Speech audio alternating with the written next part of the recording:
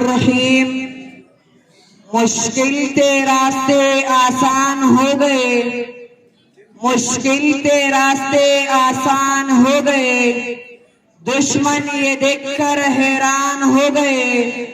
رکھا میرے نبی نے دنیا میں جب قدم، رکھا میرے نبی نے دنیا میں جب قدم، پتھر بھی کلمہ پڑھ کر مسلمان ہو گئے۔ جناب صدر اور قابل احترام، قابل اساتذہ کرام اور میرا عزیز ساتھیو، السلام علیکم ورحمۃ اللہ وبرکاتہ۔ آج مجھے جس موضوع پر اظہار خیال کرنے کا موقع ملا ہے وہ ہے عید میلاد النبی اور سیرت النبی۔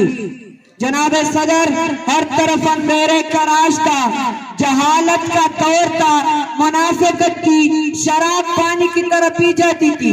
امیر آدمی اپنے بیٹی کو پیدا ہوتی ادھر غور کر دیتے تھے اور غریب آدمی کی بیٹی کو زندہ رکھا جاتا تھا، وہ اس لیے کہ وہ جوان ہو کر عمر کی ہوش کو پورا کرے۔ طاقتور کمزور پر حاوی تھا، غلاموں کے ساتھ وہ سلوک کیا جاتا تھا جسے دیکھ کر رونگٹے کھڑے ہو جاتے تھے۔ حتیٰ کہ جانور بھی اس دور کے انسان کے ظلم کا نشانہ بنا ہوا تھا۔ جناب صدر، اس اندھیرے کو دور کرنے کے لیے نور مجسم تشریف لا، جہالت کے اندھیرے کو مٹانے کے لیے معلم اعظم تشریف لائے، غریبوں کے لیے امان کی دولت لے کر تشریف لائے، شراب کو ختم کرنے کے لیے بیعت لے کر تشریف لائے، ماں بہن اور بیٹی کے لیے عزت و نموز لے کر تشریف لائے، غلاموں کے آقا بن کر تشریف لائے۔ آپ صلی اللہ علیہ وسلم کی آمد سے اس اندھیرے کو دنیا میں ہر طرف نور ہی نور پہ کر گیا۔ ہر شے چومٹی، پہاڑ اور اشجار سباب کے احترام میں سر تسلیم خم ہو گئی۔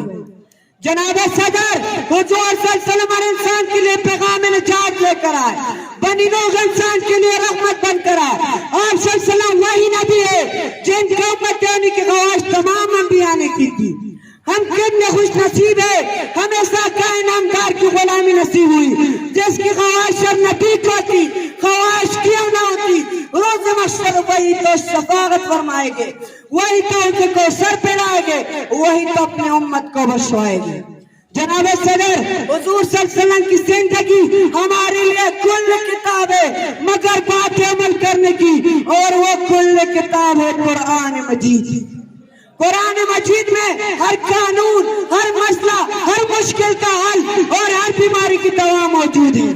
یہ ایک نسخہ کیمیا ہے، دنیا کے تمام پر کلام اس کے سامنے ہی چیز، اور حضور صلی اللہ علیہ وسلم کا چلتا پھرتا قرآن ہے۔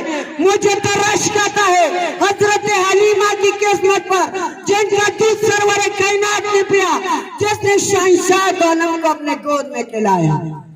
دوستو، آج کے دن کو ہم کیوں نہیں کہے؟ یہی تو وہ دن ہے جس دن بنی نوح انسان کو پتھر کی بودت سے آزادی نصیب ہوئی اور سب کو معبود برحق کی طرف جانے کا راستہ مل گیا۔ ذرا سوچو، اگر آقا نامدار سرور کائنات فخر موجودات ختم المرسلین تشریف نہ لاتے تو آج ہم کن اندھیروں میں بھٹک رہے ہوتے اور پتہ نہیں کس کس در کی خاک چھان رہے ہوتے۔ جناب صدر، آج کے دن رب العزت نے ہمارے بخش و نجات کی بنیاد رکھی اور ہمیں کے ذرے پر کامل عطا فرما جس نے دودھ کا دودھ اور پانی کا پانی کر دیا۔ مسلمانوں مناؤ جشن عید میلاد النبی مناؤ، لیکن آتش بازی کر کے نہیں، فضل خرچی کر کے نہیں، سرمایہ اجاڑ کر نہیں، گھر گھر مانگ کر نہیں، بلکہ مسجد آباد، نوازیں پڑھ کر، درود و سلام بیچ کر، غریبوں کی امداد کر کے، محتاجوں کو کھانا کھلا کر، کیونکہ یہی وہ درس ہے جو محمد عربی صلی اللہ علیہ وسلم نے ہمیں دے گئے۔ اے رب العالمین، ہم سب تیرے بندے التجا کرتے ہیں کہ ہمیں اسی طریقے سے جشن عید میلاد النبی منانے کی توفیق عطا فرمائے جس میں نجات اور تیری خوشنودی شامل ہو۔ آخر میں اپنا تقریر کا اختتام اس شعر سے کرنا چاہتا ہوں۔ نگاہ عشق کی مستی میں وہی اول وہی آخر، وہی قرآن وہی فرقان وہی یاسین وہی طہا وسلم۔